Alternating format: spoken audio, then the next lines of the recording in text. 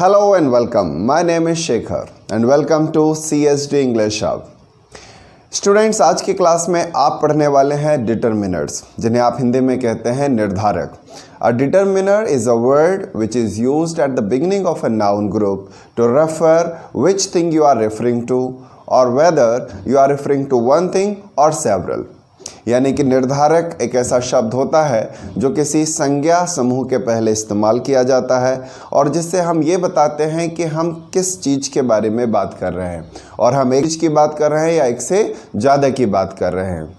सो determiners वे ही words होते हैं जो नाउन से पहले इस्तेमाल किए जाते हैं, यानी कि संज्ञा या संज्ञा समूह से पहले इस्तेमाल किए जाते हैं. तो ये ज़रूरी है हमारे लिए जानना कि नाउन किस तरह के होते हैं जिनके आगे डिटरमिनर्स का इस्तेमाल किया जाता है. वैसे तो नाउन के कई सारे प्रकार होते हैं, जैसे कि common noun, proper noun, abstract noun, material noun, singular noun, plural noun, regular noun, irregular noun, compound noun, possessive noun. So noun के बहुत सारे प्रकार होते हैं, लेकिन जिस चीज़ से ये फैसला होता है कि डिटरमिनर्स किसके सामने यूज़ किए जाएंगे, उसके दो ही आधार होंगे. या तो वो नाउन काउंटेबल होगा या अनकाउंटेबल होगा. जिन चीज़ों को हम गिन सकते हैं उन्हें हम काउंटेबल नाउन कहेंगे और जिन्हें नहीं गिन सकते हैं उन्हें हम अनकाउंटेबल नाउन कहेंगे. काउंटेबल नाउन के भी दो प्रकार होते हैं. एक होता है सिंगुलर काउंटेबल नाउन और एक होता है प्लूरल काउंटेबल नाउन. जैसे कि आप कहते हो कॉपी. कॉपी जिसमें आप लिखते हैं जो कि संख्या में एक है तो उसे आप कॉपी कहेंगे, और अगर वो संख्या में एक से ज़्यादा है तो उसे आप कॉपीज़ कहेंगे. अगर आपको कहना है शहर, जिसके लिए आप कहते हैं सिटी, एक होगा तो आप कहेंगे अ सिटी और एक से ज़्यादा होगा तो आप कहेंगे सिटीज़.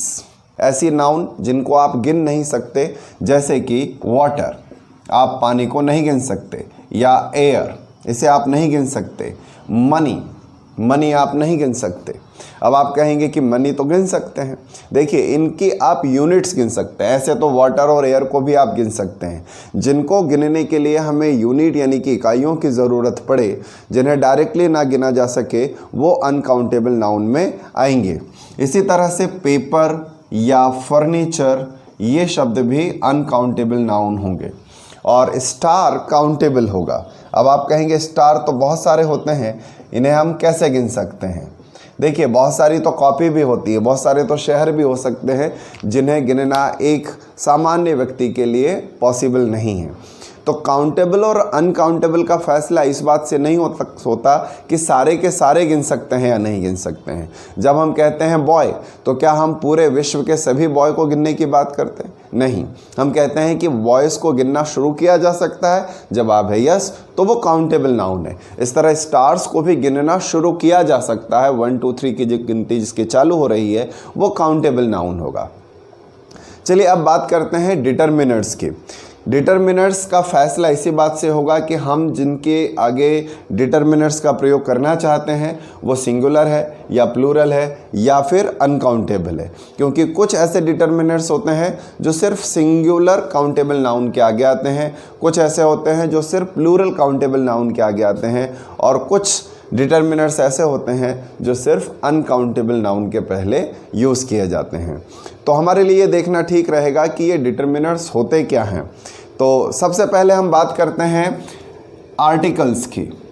जो आर्टिकल्स होते हैं इंग्लिश में वो डिटरमिनर्स भी होते हैं, जैसे कि ए, एन और द. ए, एन और द का प्रयोग हम नाउन के पहले रखते हैं. 4 शब्द होते हैं जिन्हें डेमोन्स्ट्रेटिव्स कहते हैं. दिस, दैट, दीज और दोज. जब किसी चीज़ की तरफ इशारा करके बताया जाए तो पास में एक चीज़ होने पर आप दिस का यूज़ करते हैं, दूर एक चीज़ होने पर दैट का यूज़ करते हैं. पास में एक से ज़्यादा चीज़ होने पर दीज का इस्तेमाल होता है और दूर एक से ज़्यादा चीज़ होने पर दोज का इस्तेमाल किया जाता है. अलावा जो पॉजेसिव वर्ड्स होते हैं वो भी डिटरमिनर्स की कैटेगरी में आते हैं. पॉजेसिव जिससे हम अपने पास होना किसी भी चीज़ के बारे में बताएं. तो जो पॉजेसिव एडजेक्टिव्स हैं जैसे my, your, our, their, his, her और इट्स, ये सारे के सारे पॉजेसिव्स भी डिटर्मिनर्स की कैटेगरी में आते हैं। इसके अलावा और भी शब्द हैं जो डिटर्मिनर्स हैं, जैसे मैनी, मच, जो अक्सर कंफ्यूजिंग रहता है स्टूडेंट्स के लिए कि कब हम मैनी का यूज़ करेंगे, कब हम मच का यूज़ करेंगे।